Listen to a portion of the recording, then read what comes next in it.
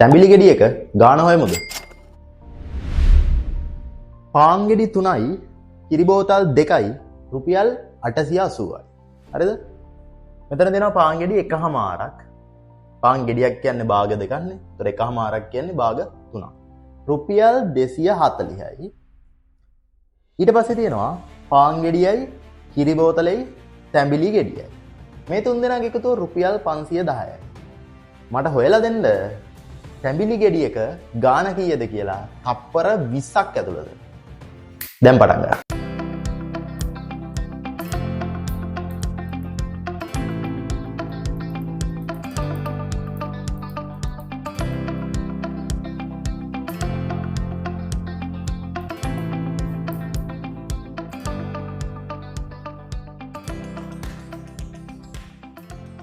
තප්පර 20 ඇතුළත හදාගන්න පුළුවන් වෙච්ච කට්ටියක් ඉන්නේ නැති, බැරි වෙච්ච කට්ටියක් ඉන්නේ නැති.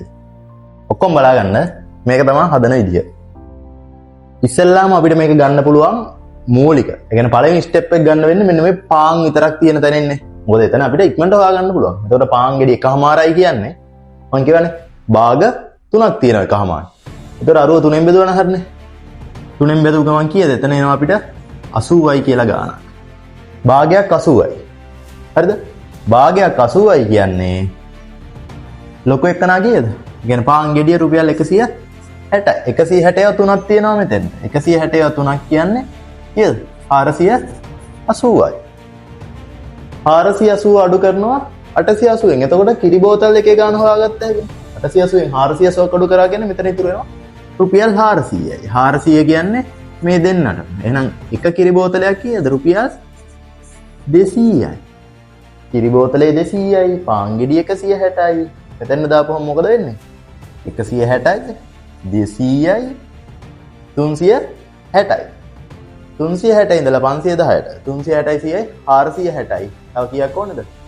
50ක් ඕනේ. එහෙනම් 100යි 50යි 150යි. තැඹිලි ගෙඩිය කීයද? රුපියල් 150යි.